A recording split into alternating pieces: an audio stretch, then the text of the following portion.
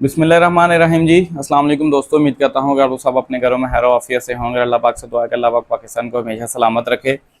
शुभाशीर साहब की बात करते हैं। शुभाशीर साहब पाकिस्तान आए लंदन से वापस और एक दिन रहे, उसके बाद दोबारा उनको इमरजेंसी लंदन जाना पड़ गया। अब वो उस मामले के ऊपर ज़राए के मुताबिक और मीडिया के ऊपर बड़ी खबरें उछाली जा रही थी कि शुभाशीर साहब वहाँ पे क्या करने चले गए और मामला सारा है क्या कि शुभाशीर साहब को क्यों इमरजेंसी में वापस जाना पड़ गया, क्या उनको वहाँ से दोबारा बुलाया गया या इधर से कोई पैगाम लेके शुभाशीर साहब लंदन गए हैं। तो इस सारी चीज़ों के ऊपर बड़ी सी डिबेट चल रही थी पाकिस्तान की मीडिया के अंदर और पाकिस्तानी यूट्यूब चैनल के ऊपर भी काफ़ी ज़्यादा मामला जो है वो गर्म रहा। अब मरीम नवाज साहब जो हैं पाकिस्तान की चीफ ऑर्गेनाइज़र, वो भी वहाँ पे लंदन में उससे शुभाशीर साहब के जाने से एक दिन पहले वहाँ पे गए थे। अब मरीम नवाज की तरफ से तो पाकिस्तान मुस्लिम लीग नवाज की जो लीडरशिप है उनकी तरफ से ये रद्दमल दिया गया कि वो उनकी बेटी का एडमिशन है और इस वजह से उनको लंदन जाना पड़ा। उसके बाद वो नवाज शरीफ साहब से मुलाकात करेंगे। लेकिन शहबाज शरीफ के मामले के ऊपर पाकिस्तानी अवाम और पाकिस्तान मुस्लिम लीग नवाज के जो सीनियर लीडरशिप है उनके अंदर भी एक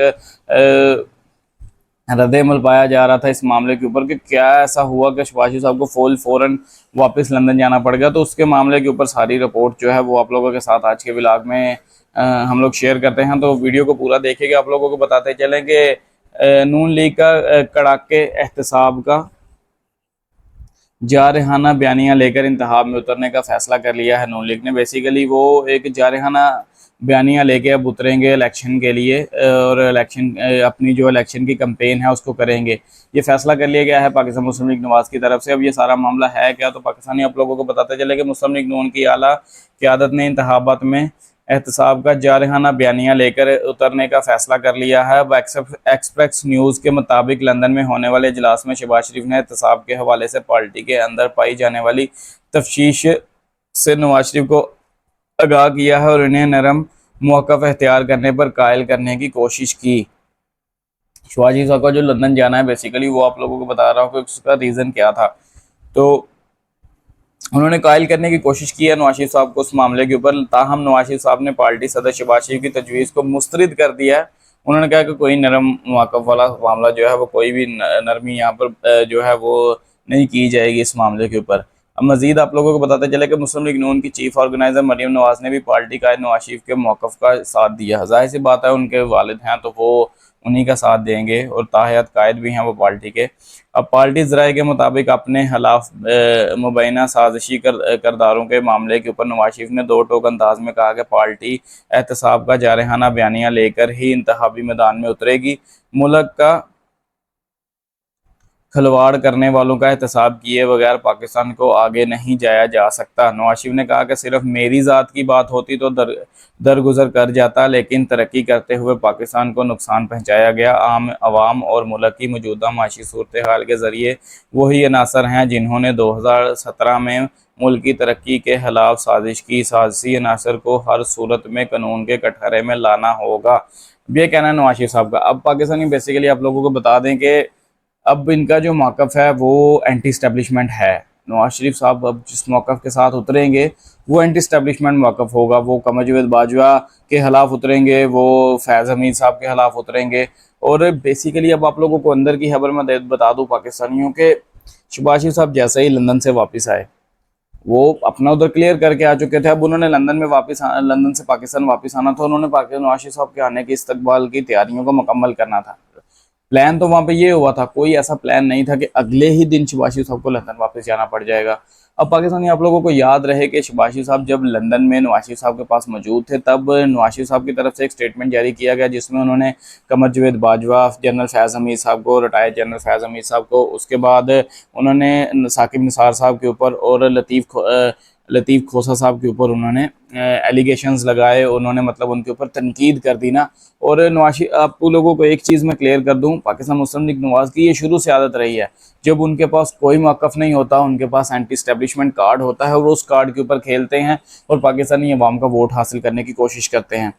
अब जब शहबाज शरीफ साहब वहाँ पे मौजूद थे तो शहबाज शरीफ साहब के होते हुए वहाँ पर नवाज शरीफ साहब का एक बयानी आया एक स्टेटमेंट आया, उस स्टेटमेंट के अंदर उन्होंने एंटी इस्टेब्लिशमेंट के ऊपर जो है वो इल्ज़ामात लगाने शुरू कर दिए। इस्टेब्लिशमेंट के ऊपर उन्होंने chief of army staff, retired chief of army staff Qamar Javed Bajwa के ऊपर इल्ज़ामात लगाने शुरू कर दिए। साबिक ISI के चीफ के ऊपर इल्ज़ामात लगाने शुरू कर दिए। उसके बाद चीफ जस्टिस ऑफ पाकिस्तान के ऊपर इल्ज़ामात लगाने शुरू कर दिए, retired chief justice Saqib Nisar साहब के ऊपर, लतीफ़ खोसा साहब के ऊपर।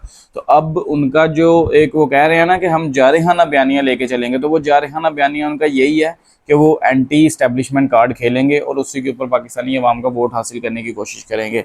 अब शहबाज शरीफ साहब का जो मामला है कि वो आए, एक दिन रहे और उसके बाद उनको फ़ौरन से दोबारा लंदन जाना पड़ गया, वो मामला क्या है वो आप लोगों को बताएंगे। अब शहबाज शरीफ साहब का मसला बेसिकली ये है कि उन्होंने जो PDM के अंदर गवर्नमेंट की है पाकिस्तानी, बड़े ध्यान से सुनिएगा, आप लोगों को फिर पता चलेगा कि असल मामला है क्या।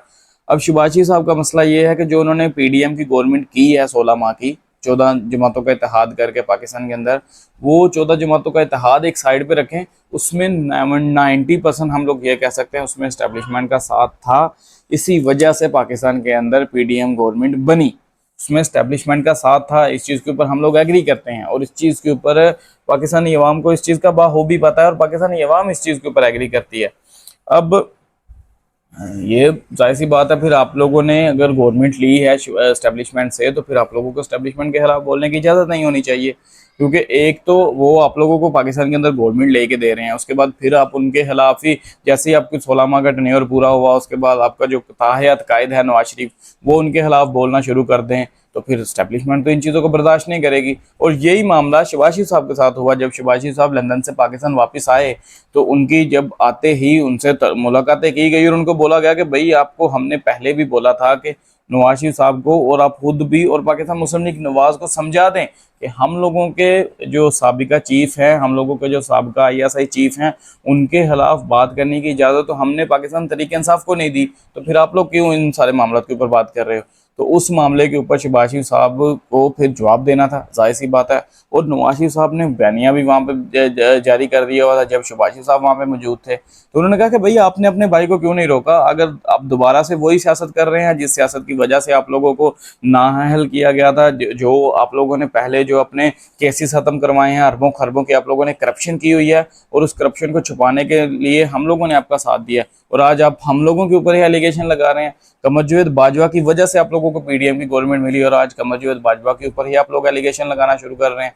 तो फिर शहबाज शरीफ साहब को एमरजेंसी लंदन जाना था, क्योंकि उनको जाके बेसिकली शहबाज शरीफ साहब को तो समझाना, नवाज शरीफ साहब को तो समझाना था कि भाई ये सियासत ना करें, इस सियासत से पाकिस्तान मुस्लिम लीग नवाज जो है वो कम होगी। लेकिन अब पाकिस्तानी, दूसरा आप लोगों को ये बता दूं कि शहबाज शरीफ साहब के एस्टेब्लिशमेंट के साथ तल्लुकात वो उन्होंने अपने बयान के अंदर भी कहा हुआ है, और ये मीडिया के ऊपर आप लोगों को यूट्यूब के ऊपर, सोशल मीडिया के ऊपर मिल जाएगा, जिस बयान के अंदर शहबाज शरीफ साहब ने ये कहा था कि अगर, और मैंने भी अपने चैनल के ऊपर वो व्लॉग अपलोड किया हुआ है, शहबाज शरीफ साहब ने ये कहा था कि अगर मेरे एस्टेब्लिशमेंट के साथ तल्लुकात अच्छे हैं तो उसमें मेरा क्या कसूर है।